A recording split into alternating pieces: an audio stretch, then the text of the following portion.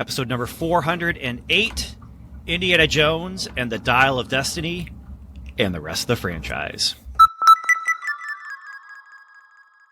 Hello and welcome back to Strangers and Aliens. I'm Ben Avery, and I am here with someone who is new to the podcast.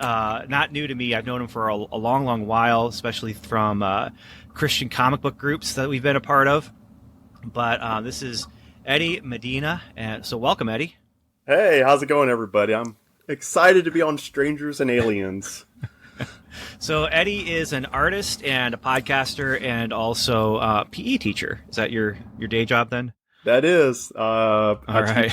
Kindergarten PE. Elementary PE, kindergarten through sixth grade, and my wife and I do some podcasting. We're on a current hiatus, but we our main podcast we do is Figments, the Unexplained Mysteries podcast, where we talk about anything mysterious, from Bigfoot to UFOs to conspiracy theories, and and I dabble somewhat in some art here and there.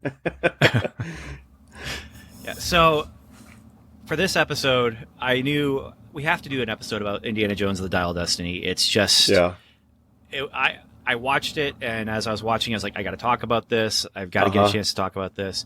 Evan, it's difficult for us to connect these days, and Steve has not seen the movie. And then I keep seeing in my Facebook feed, there's Eddie with another post about Indiana Jones. There's another picture of Indiana Jones stuff, and there's another post about and then obviously in your background there, you've got some Indiana Jones merch. Yeah. And so I'm an attainer of rare and fine antiquities, as they say. Do they belong in a museum? They do. My wife would say yes. That way they can get out of the house and out of her way. But nice. Yeah. So I was just thinking, okay, if I can't get Steve or Evan on this, then this is probably, through all just the years, I've seen also your podcasting stuff showing up, and some of the Star Wars stuff you'd done, and and then the weird, mysterious stuff, which also just intrigues me. That we should probably have you on to talk about that stuff too, I think. I love talking anything. Oh man. Whatever. I will gladly join y'all's show whenever y'all need me. All right. Maybe get your wife on too sometime, because she's definitely your cohort there. So. Oh yeah, definitely. Yeah. So the way we're going to talk about Indiana Jones and the Dial of Destiny, we're going to start just by talking about just the franchise, and then that'll probably lead us naturally into the end of the franchise, and then that's pretty much it. We're here to talk about Indiana Jones. All right. So should we just dive into it? Yeah, let's dive into it. All right. Where does it start for you? Where does Indiana Jones start for you? How did you come to be a collector of antiquities? Well, this goes back to 1981 when the movie came out. Of course, I was all nuts for Star Wars. Just Empire had already come out the year before. Let's see, 81, I was 8 years old. So I was just at that age where I was just like anxious for just the next thing. Of course, Jedi was a couple of years out. But I remember seeing the preview for Raiders of the Lost Ark and immediately recognizing Harrison Ford. And my family, we all went, my brothers and sisters, my parents, we all went to go see the movie, and I was just absolutely blown away. I had never, I thought you couldn't top Star Wars at that point, but I had never seen anything like Raiders of the Lost Ark. It had everything in it. It had just the hero that you connected to immediately, the damsel that you fell in love with, and the spiritual themes. Even at that age, I thought it was so cool to hear these things in the movie that they're referring to the Ten Commandments and Moses and God. So I thought, oh my gosh, Han Solo knows about the Ten Commandments. I know it's such a silly thing for a kid, but it was cool. And of course, it was just mind blowing to see that movie on the big screen. And from then on, I was just in the backyard pretending to be Indiana Jones. I was, running from invisible boulders and, dodging Jovito arrows and just everything. I ate it up. I ate it up the Marvel comics. I couldn't get enough of that. collecting the trading cards and the action figures, and just kind of went from there. Just from there to Temple of Doom and Last Crusade and so forth. So yeah. So my introduction to Indiana Jones was actually in at a church small group outing, not outing, but we were visiting someone's house for like a potluck or something like that with my parents' small group or whatever. I don't know what they called it back then, but and so I was just there with my buddy, and we're sitting downstairs, and they had cable. They turned on the TV, and it's the beginning of Raiders of the Lost Ark. It's like, what is this? And again, the same thing where that's Han Solo. What's he doing? And so that was like, and I mean, Raiders of the Lost Ark, I feel like is a masterclass in just filmmaking and just the brilliance of just.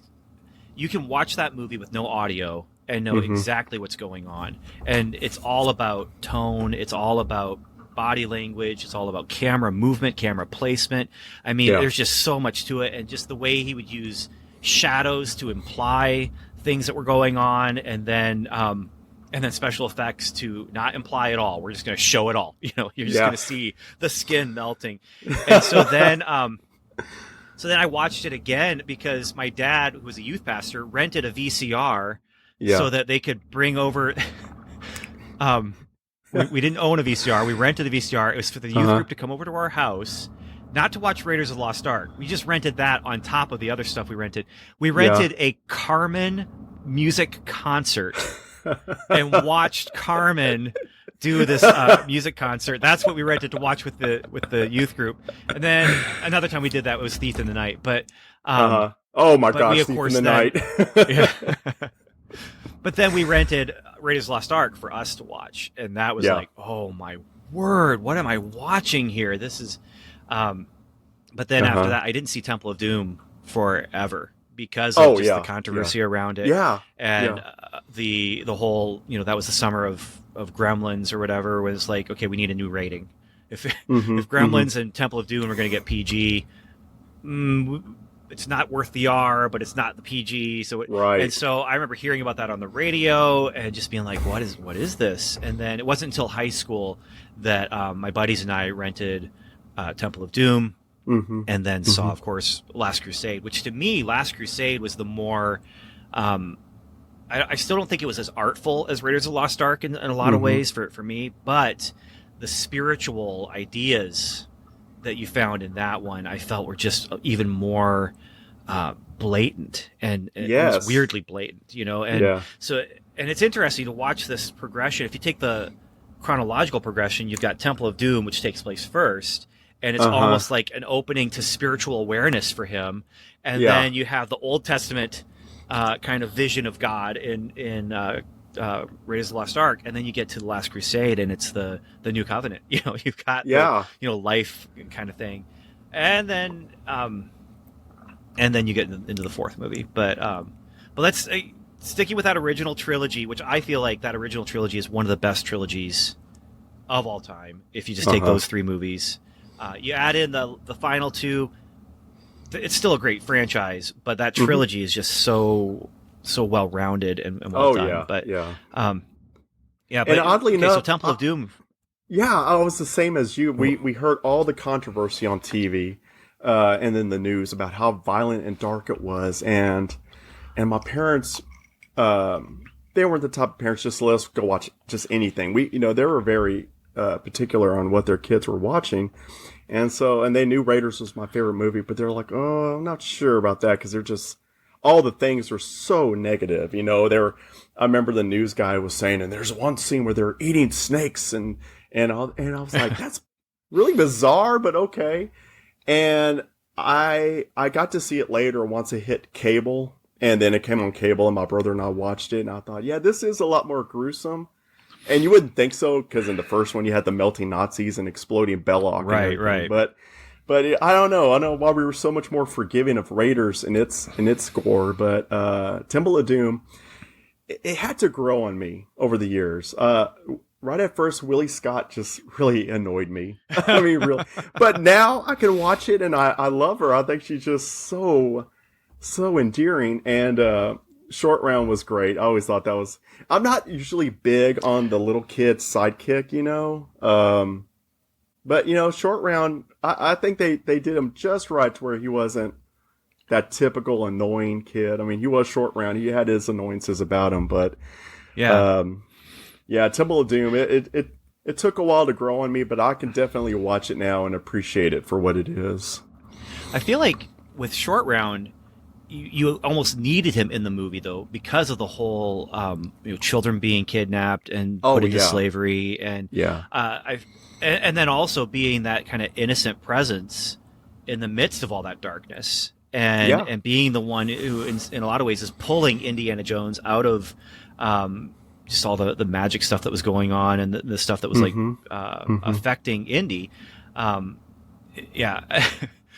think one of the reasons why Temple of Doom just never doesn't strike the highs is that opening sequence with the musical number. And the strange thing about the musical number is it just breaks reality and goes into this, like, this is not a stage show. This is on a sound stage, and it breaks a little bit of reality. But then that opening sequence right after it is amazing. Like, that's so much fun.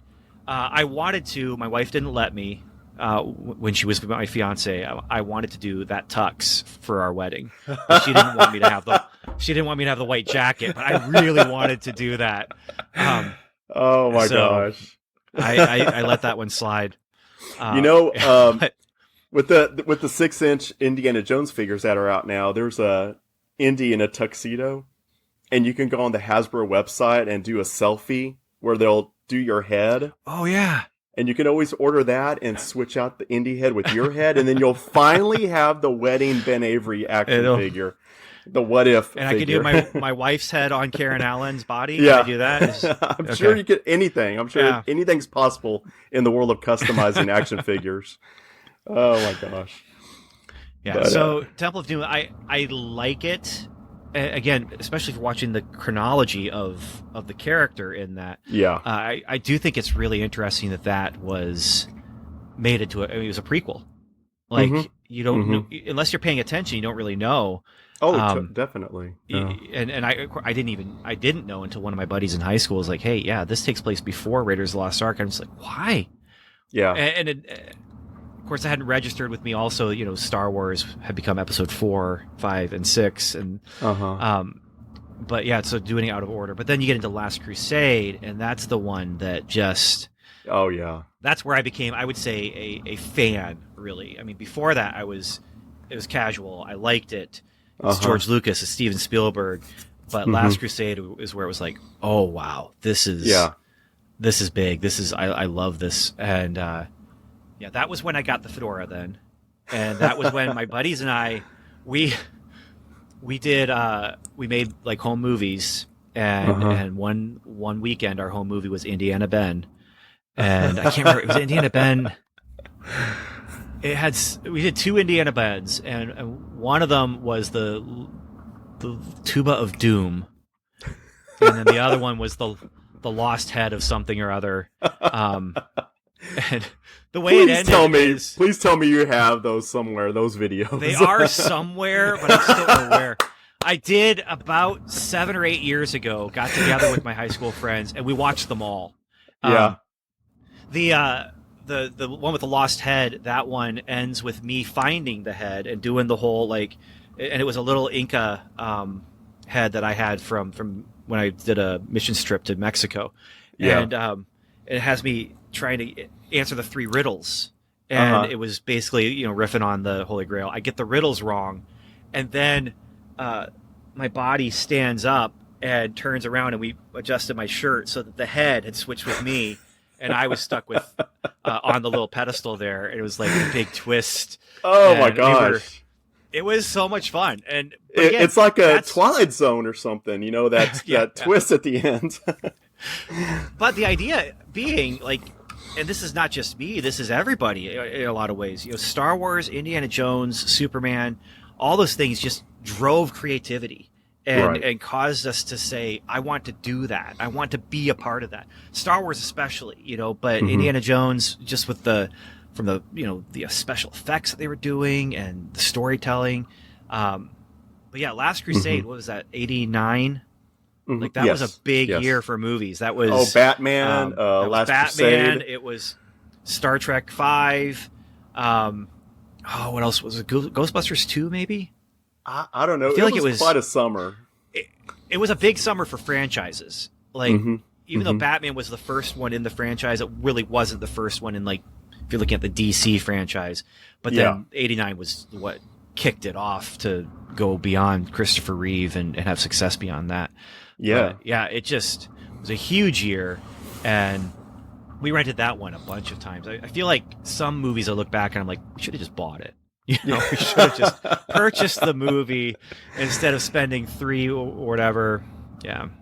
$3 for a weekend. VHS 8 times. Tapes were just insane back then, though. Unless you're ready to plunk down $80 to $100 for a movie, you just weren't going to get most movies, in your personal library. Yeah. In fact, around that time was when my dad bought for me Star Trek 3, and it was the official release, but he bought it used from a video store, and the tag markdown was regular or original price $99.95, sale price $9.95. And so he saw it and got it because it's just like, oh yeah, Ben's gonna love this. So I'm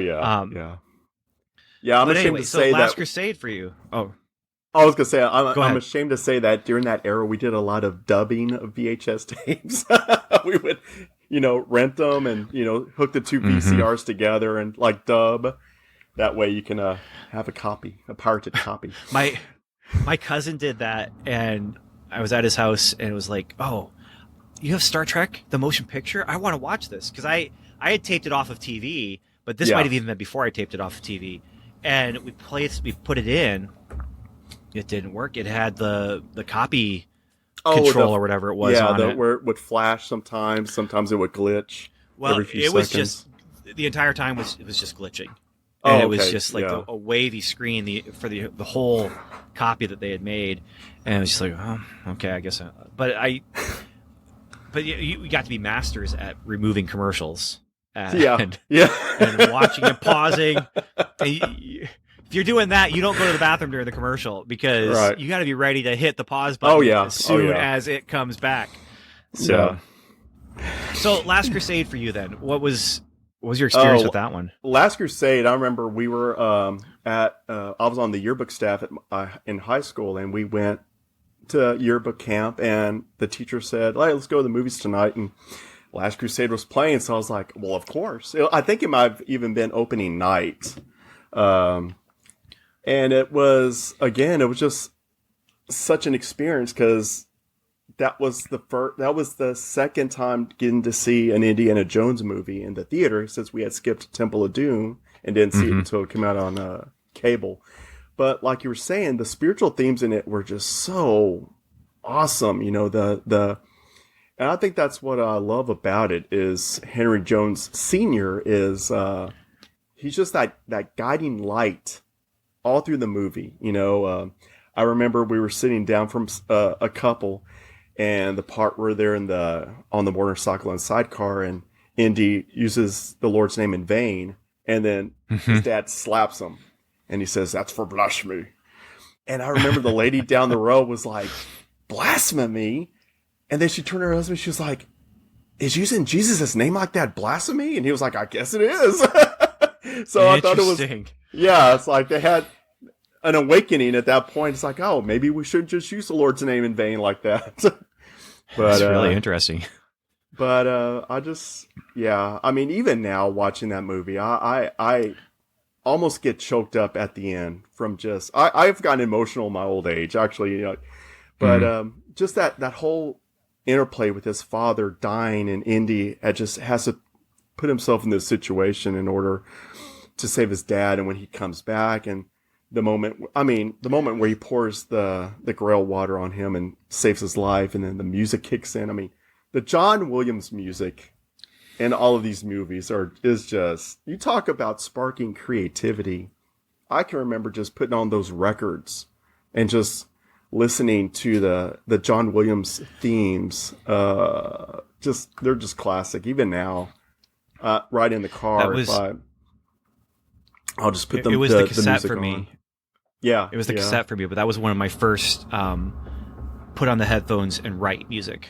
Yeah, where it was definitely John Williams. I mean, anything that he did was right. Like it's gold. But right, the music, I won't say the music elevates the movie.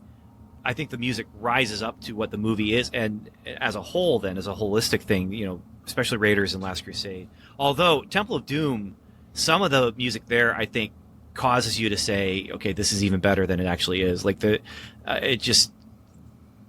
that just really sticks out. But I put that on, and I would write to it, and it would just, you know, transport me to another world, and I can you know, write my adventure stories that I'm writing and stuff like that. And then, and it really, even now is, you know, John Williams, I've expanded my palette beyond just John Williams and Jerry Goldsmith. But, but then if you listen to anyone's soundtracks, even Jerry Goldsmith, I think he did King Solomon's Mines or did something like that, where it's like, okay, this is him doing the Indiana Jones. Like if he was to, and it just doesn't strike the right chord. And of course, Jerry Goldsmith also did Supergirl, and that didn't strike the same tones that you know John Williams did with Superman. And I mean, John Williams was a gold mine for Lucas and Spielberg to find and take Close Encounters. Oh my goodness! Without the music, Close Encounters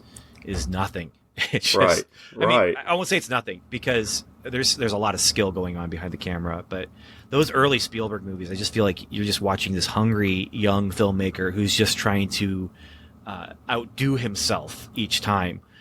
Right. And then you get into his later films, and it's this not lazy, relaxed filmmaker who's able to rest in his craft and is able to create things that you know, he doesn't have to prove himself. He's just making good movies, you know. But when he was doing Close Encounters and Jaws and Raiders and all these things, it's just like he's pushing the envelope as hard as he can, and it's just brilliant to watch. Oh, exactly. I mean, don't get me started on Jaws. That's another favorite of mine I could talk forever about. But I agree that the three original movies as a trilogy that just work so well. Now, personally, I'm a big fan of Crystal Skull, and I know a lot of fans would be like, how dare you say such things? But I love Crystal Skull and Dial of Destiny, which we'll get into both, obviously. But before we get into Crystal Skull, I want to talk about the side path with Young Indiana Jones. How do you feel about Young Indiana Jones? Now, my wife loves them. She was watching them on a weekly basis as they were coming out. I, however, did not. Believe it or not, as an Indy fan, I didn't really connect with them right off because I think it was the younger of the two, the little boy. I think that's where they started the series, and it didn't really connect well with me. So I never really got into the Young Indiana Jones shows, but I have recently bought them on digital, and so I'm now watching them, going through them now, and I'm loving them. I think they're great.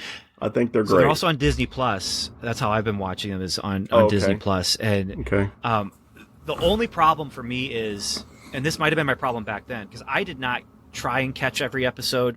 Yeah. But if it was on and I was around, that's what I would gravitate to. And I did like that they would switch back and forth between the younger and the older, which helped me as a college student to be able to feel like I want to go with this. I do think that this might have hurt it, was the old man Indy with the eye patch, and he's just this grumpy old man. And I don't know if you've seen the clip where he like goes into a store and he's just it's almost Karen behavior, where he's like, "Hey, you're not giving me my," and he's just, he's grandpa though, and he's like, he'll tell a story to his grandchildren who are popping in, and then they did one episode where they brought in Harrison Ford, and that it was decent, but it still didn't. It was a TV budget. That was the thing. Yeah. It was a TV budget, but they were milking it for as much as they could.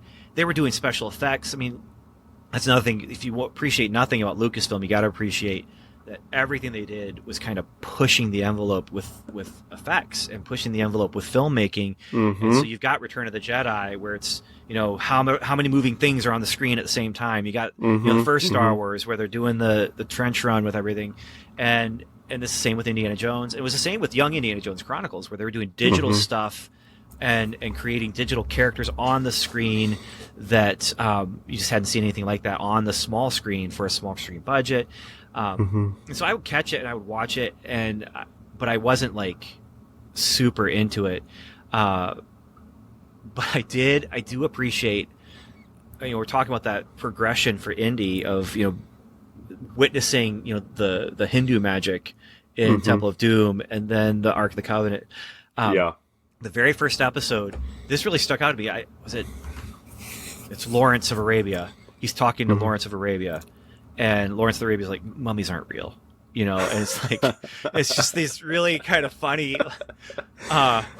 it's the only thing that's real is what's right here, and it's like, so young Indy is being, told at that early of an age, like, it's just the physical, and then he's going to grow up and find out, no, there's this whole, in this Indiana Jones universe, there's this whole spiritual side, and not just spiritual, but aliens, and not just aliens, but time travel. And so this is where I'm going to probably make the warning. We're going to be spoiling, I think, Dial of Destiny as we talk about it.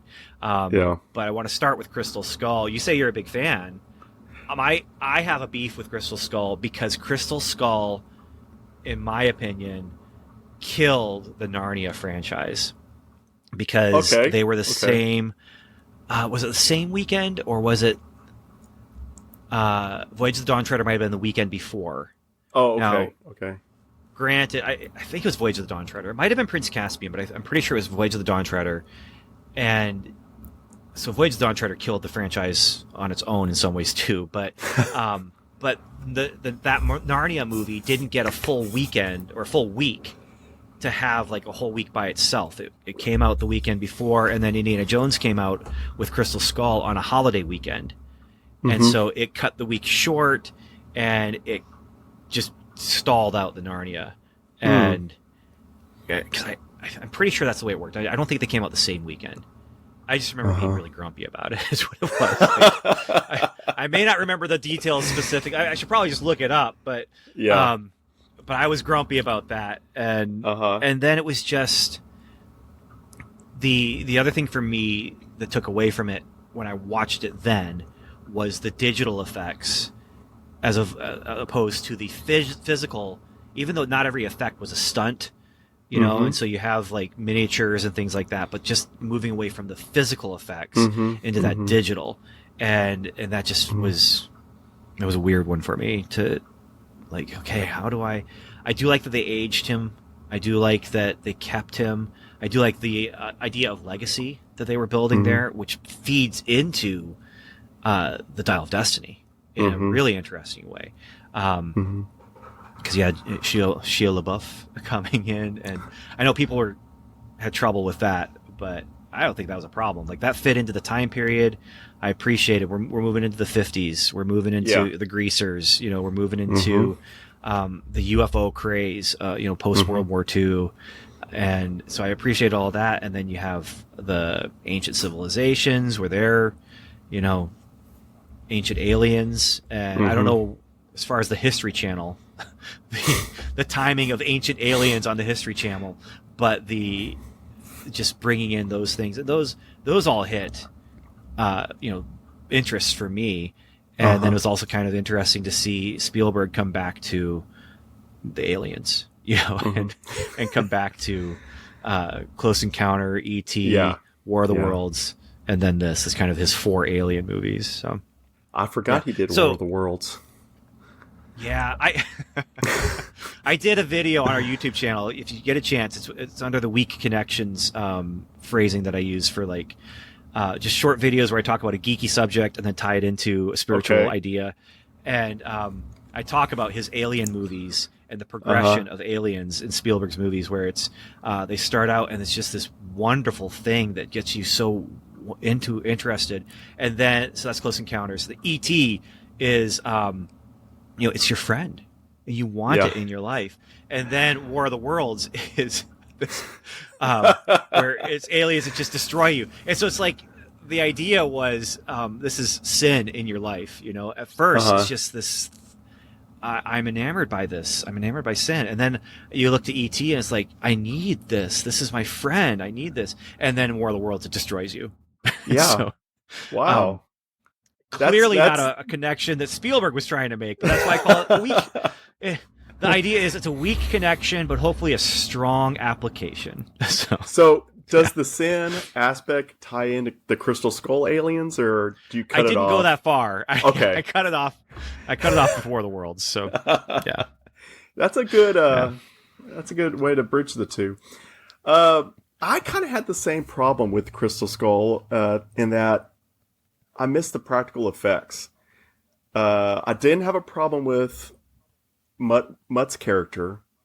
I absolutely love the old man tough Indy that we got. I mean, that opening scene where they yank him out of the trunk, and and they're smacking him, and he just kind of comes back. He rolls with a punch, comes back, and he's thinking he's got that "is that all you've got" type of attitude. And I just love that he's that age where he just doesn't care. It's like slap me around. I've been through this plenty of times before, but I agree. I think the digital part was just too much. The whole chase scene through the jungle, it felt like they had actors in the middle of a video game. The absolute worst part of the movie was the Tarzan, bit where Mutt's swinging through the trees. The giant ants didn't feel it. That took me out of it. I mean, had it been done better, I think I would have appreciated more, but there's definitely times in the movie where it really takes you out of the moment. It was of a piece with the series, just the gruesomeness of the idea of just being eaten alive by these ants and using the ants to destroy one of the villains or whatever. The Tarzan thing felt a step too far. Yeah, because that Indiana Jones would swing on his whip, but doing the vine swinging, because I know you can do it in real life because they had Tarzan actors doing that in real life, but it has to be pretty perfect for you to be able to do that. Right. And to be able to catch up to the convoy is a real big stretch. Yeah. And then there's the fridge. The fridge at the beginning, that was a big thing where, like for me with Temple of Doom, the musical number kind of gets me crossing my arms at first, but I know the fridge it became that phrase, nuke the fridge. When did this movie nuke the fridge or whatever? When did the franchise nuke the fridge? That's where a lot of people cross their arms, like this is a step too far. And then you have Mutt, who's already got some controversy there, and then you have the digital effects of swinging on the vines. But I feel like the ending is just glorious. Like I love the ancient aliens. I love the communication with the aliens, and then when everything starts spinning and everything's going crazy. That was so fun. To me, anyway, it was just so much fun. And it's a UFO, and it's straight out of the X-Files. In fact, we might have even got that exact scene.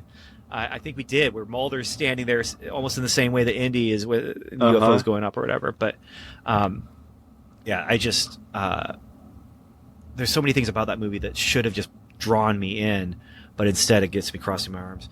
But revisiting it with my son, my college-age son, a few years ago, we went through and watched them all because he's like, I haven't seen these, Dad. Well, why not? And I was like, well, there's lots of reasons why we haven't gotten around to it, but one of them is just I just didn't even think about it, So let's do it. And so we watched through all four and really enjoyed just watching all of them, even Crystal Skull there. And the stuff that bothered me didn't bother me as much, maybe because I was prepared for it. The musical number in Temple of Doom still bugged me. It still just took me out of like it was a big Hollywood number instead of being small, whatever restaurant number. Right. It's like you're not going to fit all of those dancers and all that stage in Club Obi-Wan. It's not going to happen. Right. To me, with Temple of Doom, where they, people want to complain about the refrigerator scene in Crystal Skull, but the raft scene in Temple of Doom, I think, is more bizarre. It's just as bizarre to me. Just the fact that they can survive this fall on the raft, just kind of catching the wind just right. But I feel like I know I never saw it, but I feel like Mythbusters might have done something about that to see if that would actually work. But I wouldn't be surprised. Yeah. So I did look it up, and what happened with the Narnia stuff, it was Prince Caspian. And so this was the movie that caused Disney to say, we're not going to make any more Narnia movies, because Prince Caspian came out the weekend before, and it was Memorial Day weekend was the next weekend. And so Indiana Jones got, I think a Wednesday release, and it cut that week in half almost for Prince Caspian. And that's where Disney cut ties with Narnia and Walden Media. And then Walden Media goes to Fox with Voyage of the Dawn Treader, which was 2010. So, do you think they'll ever revisit that and finish them out, or do you think that's not likely? I think we're looking at a reboot, because at least that's what it looks like. So Greta whoever directed the Barbie movie, she is contracted, I believe, to direct 2 Narnia movies for Netflix. And I'm not sure what they're starting with. I'm not sure if they're going to start with Lion, Witch, and the Wardrobe, or if they'll start with Magician's Nephew and go through chronologically, or how that's going to look. But that should be interesting. If you had to bet, would you say they're going to reboot it from the beginning? Well, no matter what, Lion, Witch, and the Wardrobe will be second. And so even if they do Magician's Nephew first, I think they are rebooting it from the beginning. Oh, okay. But if they do Magician... Yeah, because if you're reading them chronologically, it's Magician's Nephew, Lion, Witch, and the Wardrobe, and then Horse and His Boy, and then you get Prince Caspian and Voyage of the Dawn Treader. And so, I feel like if you're asking me, and no one is, but if you're asking me, it makes sense to do Lion, the Witch, and the Wardrobe first, because that's where it started for me. And that's where it started for the world. But, even when I came on the scene and started reading it, we're talking early 80s, that was the numbering that they had, was he wrote that one first, you read that one first. And then you get to book 6, Magician's Nephew, and you find out where all these things come from. And to me, I love the idea of reading the backstory after, instead of reading the backstory first and then building up into that. So... But then Horse and His Boy, again, this is me. If I'm doing Netflix, I'm doing episodes. I'm doing a season, and it's Lion, Witch, and the Wardrobe, but go into the Horse and His Boy, which takes place during the end of the last couple of chapters of Lion, Witch, and the Wardrobe, and do the Horse and His Boy, and have those actors that you already have playing adult Peter, Edmund, Susan, and Lucy. Stick them in there, and then they go home. And if you're going to go chronological, go all the way, But exactly. We'll see. I'm also really curious, just because I know there's a lot of pushback because of who the director is and what else she's done. But at the same time, and I haven't seen the Barbie movie, I only know what people are saying about the Barbie movie, and they're talking about the woke messaging and that kind of thing. I feel like at the same time, she went to create a Barbie movie that is true to the messaging that is either implicit or explicit that Barbie has. And she also made Little Women, and my understanding was she was pretty true to the book there as well. I feel like if she's going to go into this, she's going to go into this and try to be true to the source material. That's my hope anyway. Is that she does like what I would do when I'm adapting someone's book or adapting Bible stories or whatever, is just to be as true to the source material as possible, and let the source material speak for itself, and not try and stick in your own agenda, because it's not yours. It's I mean, the example I always give when I like talking about writing, when you're talking about adapting, is when I set out to write The Hedge Knight, it was George R. R. Martin's The Hedge Knight, not Ben Avery's The Hedge Knight. Now, if you read The Hedge Knight, you're going to find a couple little Ben Avery Easter eggs that are in there. Actually, C.S. Lewis Narnia Easter eggs, as a matter of fact, that are in The Hedge Knight. But anyway, that's the goal, is to say, this is C.S. Lewis's Narnia, not hers. So we'll see where it goes. We'll see where it goes. But yeah. So back to Indiana Jones. Yeah. The new movie, Dial of Destiny. What did you think? Oh, my wife and I both came out just loving it. I mean, we were probably the only ones in the theater that did so, but as soon as the credits rolled, we just applauded. Overall, it's not a perfect movie by any stretch of the imagination, and it's not even close to one of the best Indy movies, but as an Indy movie, I came away from it very satisfied. Very satisfied. And of course, like you said, we're probably going to be throwing spoilers out left and right, but yeah, at this point, you said your opinion. I liked it. It's not my favorite, but it was good enough. Our opinions are done, and if you are curious, from here on out, though, we can spoil. So okay, go for it. Yeah, I was worried going into this. I was worried because I already feel a little burned from the last few Star Wars movies. And although I enjoyed the Star Wars movies, the last trilogy, it just overall was not satisfying to me. It just wasn't what I was expecting. It wasn't what I was hoping for, but it is what it is. And I'm not going to be one of those fanboys that's just going to cry foul the whole time.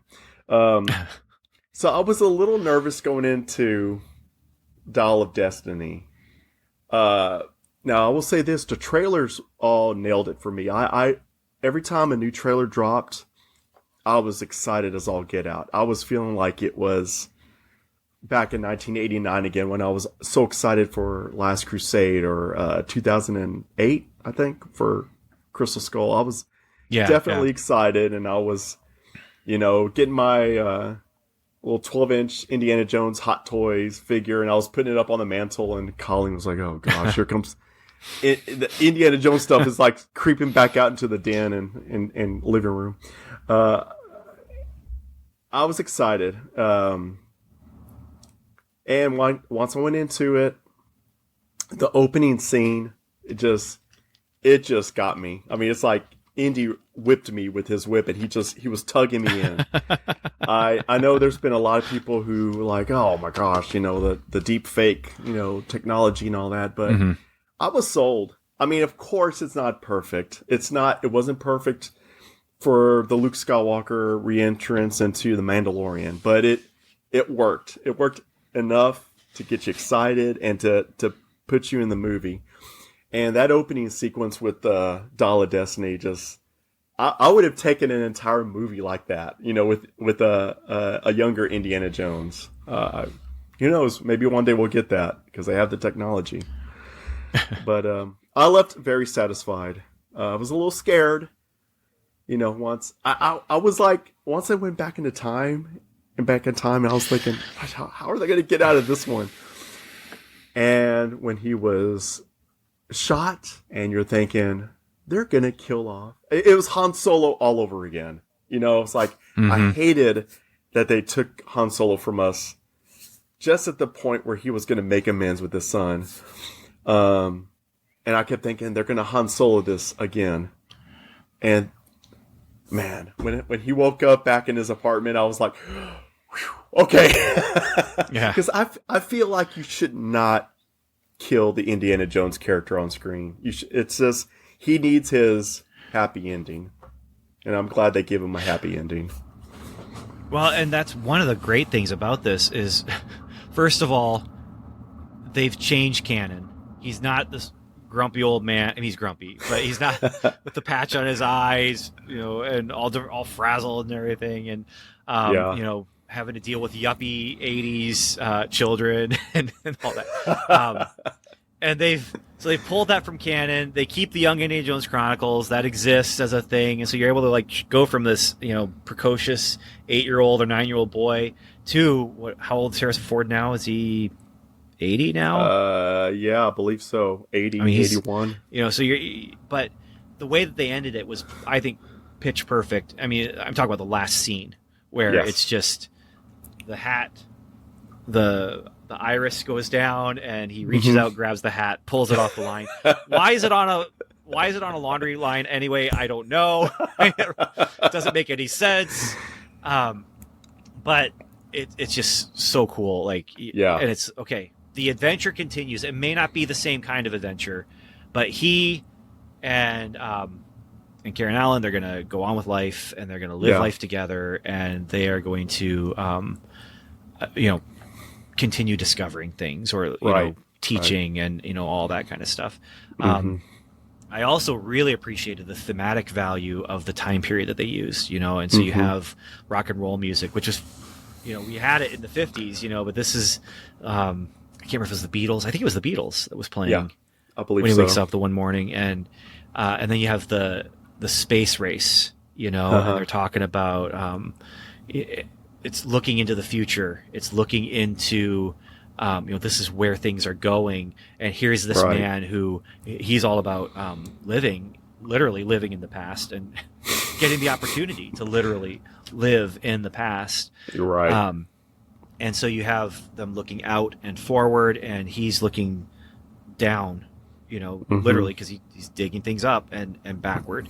And so there's that was just, to me, that was a really rich idea to pull in, and something I've appreciated about all of them. Now, it's been easy for Raiders of the Lost Ark, Last Crusade, Nazis, and so for this one, it's, who helped us get into space? Nazis. I mean, not all of them, but there were some of those scientists who were a part of our program. And right. So it just, just the way that they kind of fit those pieces together, and I like that. But the opening sequence, it wasn't perfect as far as like you're watching, okay. I think someone says like watching PlayStation 2 or whatever. It's like, no, it's PlayStation 3. I mean, come on, let's give it some credit, PlayStation 4. But no, it was fairly decent, and I think it was the way to go. So you can still use Harrison Ford, but you're not. He obviously can't do the stunts that he used to be able to do, and he's not going to look the same. And you can even hear his age in his voice for some of that early stuff, where it's like, it's definitely he's older now, and but just that whole scene, that was really cool. I like that they had the little kind of fake out with the Spear of Destiny. Yeah, and how it's a fake. But then the real thing there is the Dial of Destiny, and I'm just like, where is this going? How is this all working? And then he's teaching, which makes sense, and using the overhead projector. That was a bit bizarre to see Indiana Jones in an overhead projector. But time appropriate, right? Right. I mean, we're still using overhead projectors 15, 20 years ago, to be honest. But some of the things, did it go a step too far with the time travel?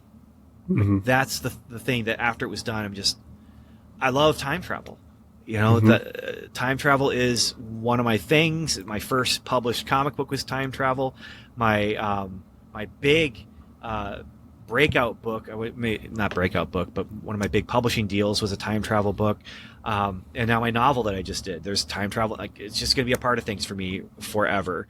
And so I don't always want to see it, and when the Marvel Cinematic Universe pulls in time travel, and I'm like, the multiverse isn't far behind, and it just, I know that they want to do the big stuff but I just wanted it to, let's just stay on track, let's just bring in new characters, and I've enjoyed multiverse stuff with Marvel Cinematic Universe, and I've enjoyed some of the time travel stuff that they've done with well, they did with Agents of S.H.I.E.L.D.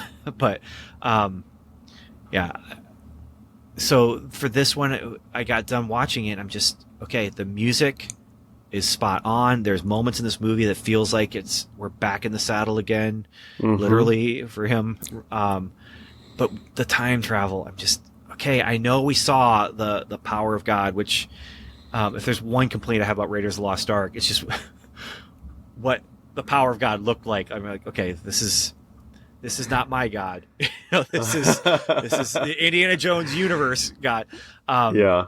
And we, the stones in Temple of Doom and the aliens in Crystal Skull and the Holy Grail is real and works in Last Crusade. But that Socrates built a time machine, I was just, I don't know.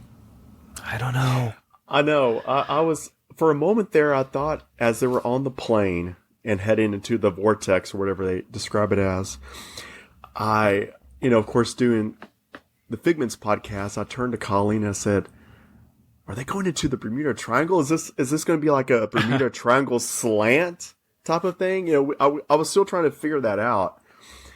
So yeah, they managed to pull it off, I guess. It's a bit out there, the time travel thing, but I can appreciate it. They made it work, I guess, as best they could. I read an interview with the director where he was talking about how they thought about going back to the 40s and it becoming all about stopping the guy from taking Hitler's place, and it became they just couldn't get it to work. It just didn't feel right. It just didn't work well.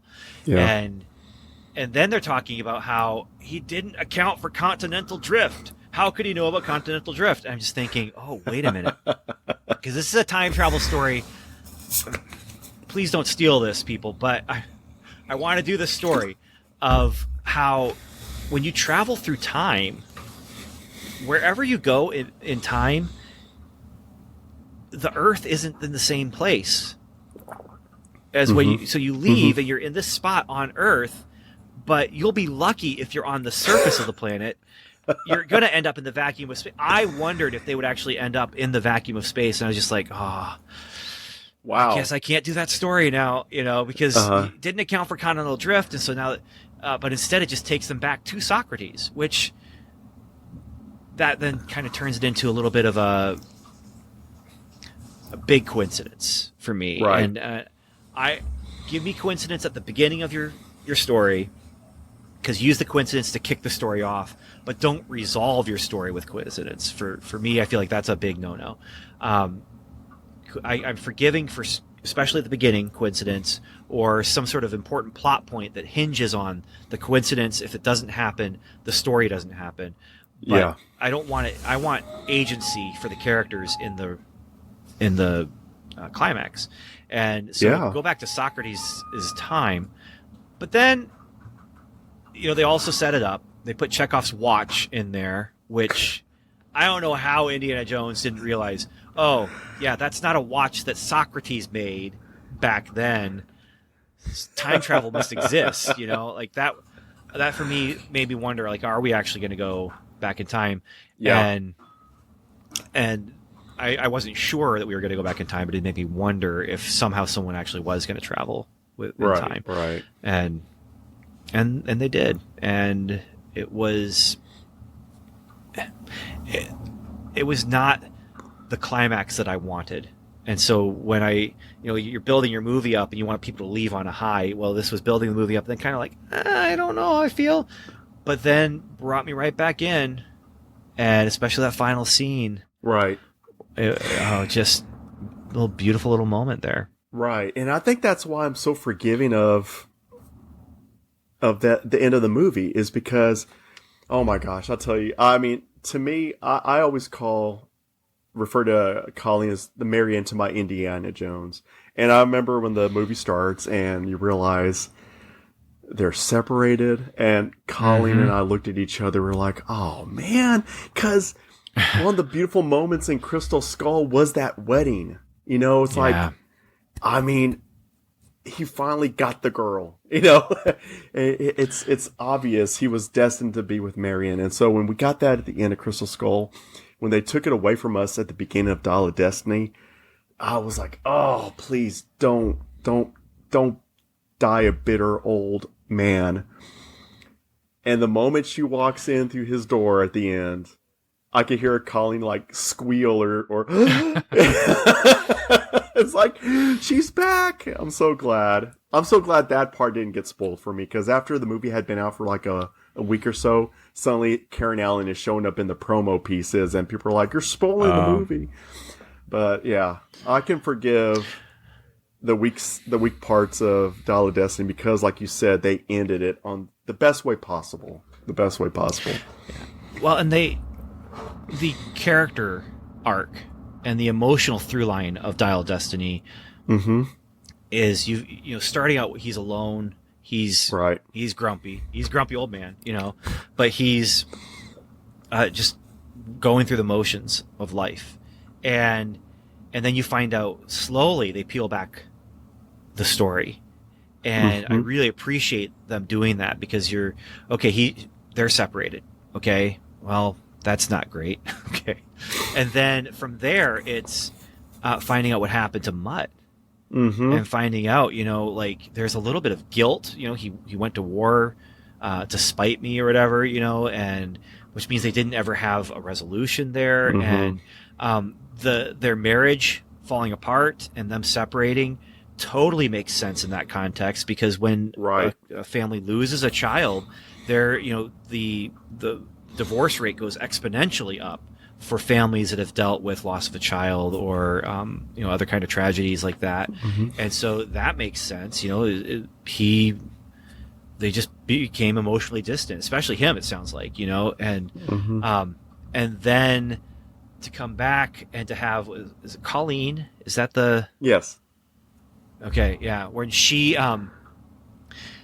so they go back in time, and I'm like, I don't know how I feel about this, but it does tie into just that whole emotional arc for him, where it's, I don't have anything else to live for, and here I can learn all the stuff.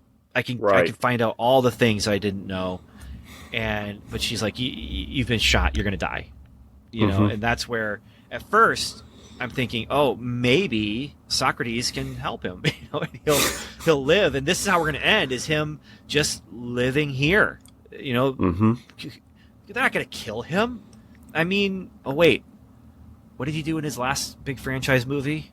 Oh yeah, he killed Professor X, didn't he? And Wolverine. You know, like yeah. Okay, well maybe they will kill him. But then the solution of her just punching him in the jaw, knocking him out, and taking him back where they have, you know, antibiotics and all those things to be able to heal him.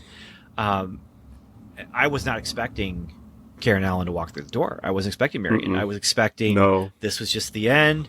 But then, you know, she comes in and it's just okay. And then the callback too. The callback of, well, where doesn't it hurt? You know, right here, and just that callback was pitch perfect. So it went down, but then came back up. Right. And yeah. So if you're talking about a binary thumbs up, thumbs down, it's definitely a thumbs up. Definitely a thumbs up. And I don't think there's any movie in the franchise that would be a thumbs down for me. I think even Crystal Skull will be a thumbs up for me, but it's more of a, you know, middling kind of a thing. But it's if you're choosing one or the other, it's thumbs up. There's more that I enjoy about the movie than that I don't, and the good feelings I have in that movie outweigh the grumpiness about Narnia for one. But then, you know, it just so I enjoyed it. I really enjoyed it. Right. And so Dial of Destiny, just definitely a thumbs up for me. I can't decide if. So my ranking is Raiders of the Lost Ark is 1, Last Crusade is 2. It's really close, but Raiders of the Lost Ark just kind of edges it out, partially because it was the first one, partially because of the just some of the stuff I was talking about with Spielberg being this really hungry director who's doing these crazy, making these crazy choices, you know, keeping just one camera going on the scene, but moving from place to place instead of cutting between. He's moving the camera. You know, just different things like that. I can't decide. I think Dial of Destiny outplaces Temple of Doom. I think Dial of Destiny would take number 3, but Temple of Doom and Dial of Destiny they might fight for it, and Temple of Doom might, knock Dial of Destiny's hip out of socket and take the win. But and then Crystal Skull is 5th for me as far as the ranking of them. So what's your ranking?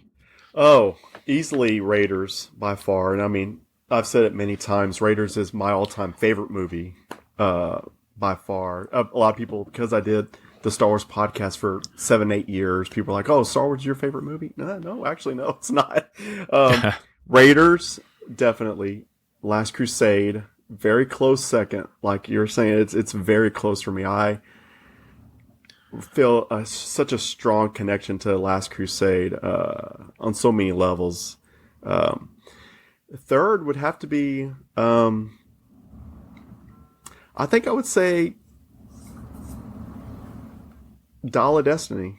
I would have to put that as my third. And Crystal Skull would be my fourth over Temple of Doom. But they're very close together. But I just feel that there's a lot about the Crystal Skull movie that really pulls me in a lot more than Temple of Doom does. That's just, it's just me. Yeah. I have to ask. And for me, no, go ahead. Yeah. I was going to say, for me, the ranking is like, which one would I rather watch? Like, if I'm going to sit down and just watch one, and say it's been a year since I watched one of them, which one would I sit down to watch? And if you peel them away, okay, Raiders is not on the table, which one is going to be? So after that, which one is it going to be? That's, I think, how I would look at that ranking. So right. And I tend to put Crystal Skull on as like background noise when I'm doing housework or if I'm drawing or something. Generally, I'll put Crystal Skull on a lot more often than I do Temple of Doom. That's just me. But what I was going to ask is, what did you think of the Helena character in Dial of Destiny? Because I know a lot of fans are kind of split down the middle with how she is. Oh yeah, that's when it. Yeah, when I was asking if Colleen was her name, I was talking about Helena, I think. Yeah. I kind of liked her. Then I didn't. And when she was... They just did so much with her, with all the switch-ups and all the twists and all of the, like, which side is she on? She was enough of a bad guy for me that I wasn't on board with her. And, she betrayed him. And that's our Indy. That's our Indy you just betrayed. I don't like that. Right. And then you had, her little sidekick as well, who, he had his moments, but, I don't know how I feel about her. I don't want the next movie in this franchise to be her. No. I'd rather they just stop here. But as far as the story needs, she fit. She came in. She was the chaos that disrupted his life. She was the thing that was bringing him out of his regular day life into the adventure. And she did so in a way where she was lying and was betraying, and then of course she comes around, but by then it was too late for me. Her punching Indy, okay, good choice. Thank you for bringing him back alive. Her tracking down Marion, okay, good. I'm glad you did that. But at the same time, you really kind of, I don't know if besmirch is the right word, but besmirched your father, and so not a fan of the character. Yeah, personally, I was a little, but I'm sorry. Go ahead. I would say personally not a fan of the character, but as far as the story and the movie need, that character was needed. Right. And yeah.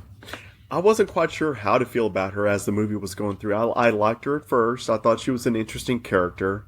Like that. She had this connection to Indy as being his goddaughter. But the moment we realized her greed, her betrayal, I was like, oh, like, who is this woman? You know, it's like I couldn't stand her. I actually kind of liked the Teddy character. I think there was enough there to like about him that he didn't really annoy me. I thought he was going to. You know, when I saw like the pop vinyl at Target, and I was like, who's this? And I realized it was like some sort of character in the movie. I was like, oh gosh, it's like, is it going to be like an annoying, you know, plucky sidekick or something? But he actually didn't annoy me all that much. I kind of liked his character. But yeah, I'm with you. I think it was too little too late for her character once she did finally come around. I appreciate that she had that redeeming moment, but I kind of like wasn't a fan. Still not much of a fan of that character. But the kid character. Well, I can't remember what his name is, but the kid character, Teddy. Yeah. As soon as they introduced him, so it's panning through as Indy's walking through, and he's sitting with the American pilot, and he's got the fake cockpit stuff around, and the pilot's telling him how to fly. And as soon as that happened, I'm just like, oh, so this kid's gonna fly them somewhere. Like, right. I don't know why they're setting this up, but okay. And then I do think it's hilarious that the plane that he gets in and starts flying, the pilot was sleeping in the back. Like, right. Thank goodness, because that there was an actual pilot on board. I thought that was clever, because there's no way that kid would have brought him back otherwise. So the one last thing I wanted to mention, and this goes along with some of the spiritual ideas from the other movies, but in this one, this is something that Indy says, and it makes sense in the world that he lives in, where all these things, time travel, UFOs, Hindu rocks, or whatever. This is the one big kind of thing that I just was like, okay, there's something to chew on here, but it's not the kind of thing where you want to like live your life according to this, but it's definitely something to chew on. Indiana says, I've come to believe it's not so much what you believe, but how hard you believe it. And that was just, it's the kind of, the problem with that messaging is that's something where we want to be careful, you know, and we want to make sure that we are paying attention to right voices. And so when I say this is something to chew on, it's not to chew on because, hey, there's some truth here. It's to chew on to say, like, okay, so where does this lead? You know, and that this is, again, makes sense in the context of his world, where there's just all these different things, and multiple religions have some sort of factual truth to them, whether it's the aliens or the Hindu rocks or Christianity. There's a spiritual reality to his world. It makes sense for him to say, but it kind of takes us a step away a little bit from Last Crusade, but it also feeds into that just idea of your truth, and the phrase, I hate it every time I hear it, and usually when people are using it, I can give a little bit of grace, because it's when they're saying your truth, they're not saying there's literal multiple truths. They're saying your perspective of the truth, or your reaction to what's happened to you, or your perspective of what's going on around you. But Jesus is the truth, and like there's one truth, and that's something that you can say. There is only one truth. Either something is true or it's false, and anything in between is us getting it wrong. Like that's, if we're looking at something and we don't know that's true, don't know that's false, or we are looking at something and don't know the whole truth, that's because we live in this gray in the middle, but we should be straining towards the truth. And so for him to say it's not what you believe, but how hard you believe, like, no, that's not true. It's there is one truth. I am the way, the truth, and the life. There's one way to the Father, but through me. And and literally saying, calling himself the truth, That's a name that Jesus gives himself because he values truth so much. He is truth. And so anyway, that was a little piece that kind of stuck out to me. It's like, oh, okay, I hear what you're saying there, and makes sense in the world we live in for people who aren't following Jesus. Makes sense in your world. Makes sense in your world where you've seen, you've been under voodoo mind control. Right. And if you take the comics and the books, and I had a choose your own adventure book. It wasn't that wasn't the branding choose your own adventure. I can't remember what the branding was. It was like which way and something about fate. I think find your fate or something. Okay. Find your fate. Yeah. I actually have those stashed somewhere. I just can't remember what they're called. I had a couple of them. I got them from the book club. That you would, take that paper home. Scholastic. Yep. Check they still have that. Want, bring in the cash. They still have that at the schools. I'm very glad they still have that, because that was one way. I mean, my family valued books, and maybe too much, because if you look at my stuff now, like there's just too many heavy boxes when we had to move. But I know kids back then, kids now, it's important to get books into kids' hands, and Scholastic, it was a cheap way to get decent books. And oh yeah. But yeah, there's one, it was the Eye of the Fates is what it was. I think he was going after one of the Fates, eye from Greek mythology that I had. I remember that one.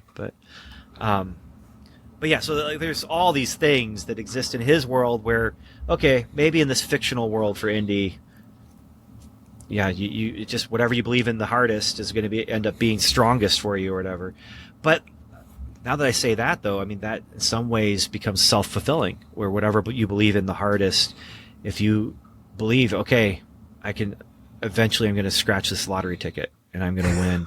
And if you believe that hard, then not that it's going to happen, but it's going to define what you do. And so right. Anyway, I felt in some ways a step backward from the spiritual connection that I got with the leap of faith and the penitent man, and then this is the cup of a carpenter. That this feels like a little bit of a step backwards for me. So I can agree with that. And like I said, there's so much little nuggets of truth all throughout the Last Crusade. And I think that's what I love it so much. There's so many little takeaways from it. I used to teach art, and often I would reference Raiders and Last Crusade with the kids. And I'll tell you what, they think the younger crowd has outgrown Indiana Jones. I could tell you they have not. For a part of my art history lesson, I would show them Raiders, and I would pick out certain things in the background, like, and I would relate it to real art history. Like, well, you'll notice as he's going through this temple, look at the carvings on the wall. And I would take that and I would show them real examples in real life as part of my art history lessons. But I'll tell you what, man, the kids who hadn't seen Raiders, I mean, even the ones that were just wanted to sit in the back of the classroom and talk and cause trouble and be the class clown, even those kids, when Raiders or Last Crusade was playing, they were glued to that screen and just hanging on every word of Indy. But I would often reference Last Crusade with, the biblical truths, like, okay, we're going to watch Last Crusade, and there are some aspects of art history I want you to take from it, but also really think about what his dad is saying here and the leap of faith. And yeah, it's if you dig deep enough in Last Crusade, there's a lot of little nuggets you could take and apply to the Christian walk with others. Yeah. Well, and we did. Like, I remember, so Last Crusade was 89. I'm in college in 92, 93, and we had those conversations in the college dorm rooms. But then we also, I remember helping out with youth group, and we're going to show this scene in the youth group. Let's talk about the penitent man and the leap of faith. And I mean, it was literally being used for devotionals, and that might even be some of the places where I'm like, okay, pop culture, you can be used to express spiritual truth and to, if not teach perfect spiritual truth, to allude to and use to jumpstart conversation about it. And so I'm a big believer that you can use pop culture as a way to open up those conversations with non-believers. I'm a big believer in that. But all right. Well, I think we need to wrap this up. So, okay, Eddie, I guess the question I always ask my guests is, where can people find you online? Like, you say you've done some podcasting, that you're on hiatus, but I'm assuming it's out there, right? Like, people can find this, or you can find quite a bit of the stuff that Colleen and I have done. We've done Figments, the Unexplained Mysteries podcast, and you can find several of those on Facebook. Just go on Facebook and put Figments podcast or Figments Unexplained Mysteries. We're on Instagram under Figments as well. We did another podcast for we set out a year, and we said we were going to do this podcast. We called it Fan and Wife. It's out there on Facebook too, but actually I think most of the videos have been pulled off of Facebook, but we're going to, at some point, we'll re-upload those to YouTube. So if you want to follow Fan and Wife on Facebook, whenever that happens, there'll be a notification. Haven't done a whole lot in the realm of art or comic book illustrations, but I plan to get back into that. So if you are interested in that, you can follow me on Instagram or on Facebook under EdMedArt, EDMEDART, and you should be able to find those accounts. All right, cool. Well, thank you for joining me. I appreciate it, and I was looking forward to this. And yeah, we'll find a way to get you back on here, because what I tell guests, you're family now. You're family now. You're Strangers and Aliens family, and I want to get back into the rhythm of more regular episodes, and that does mean finding ways around my regular co-hosts during the gaps. How do I bring people in during the gaps? And so this is one way. So I appreciate you being here. Thank you everyone for listening. Please do check us out on Facebook, facebook.com/strangers and aliens. Please check us out on YouTube. Last I looked, we were at 199 subscribers on YouTube. Who's going to be number 200? It could be you. So it might be me. Oh, it might be Eddie doing it right now. And that's something that I'm experimenting with, doing the video feed and audio feed and putting both of them out there. And so we'll see how that works out. But check us out on YouTube as well. And again, thank you so much for listening. And, wherever your journeys take you, whether it's a time travel journey you weren't expecting, or whether it's, just traveling around the world on a red line from dot to dot, I want to wish you Godspeed.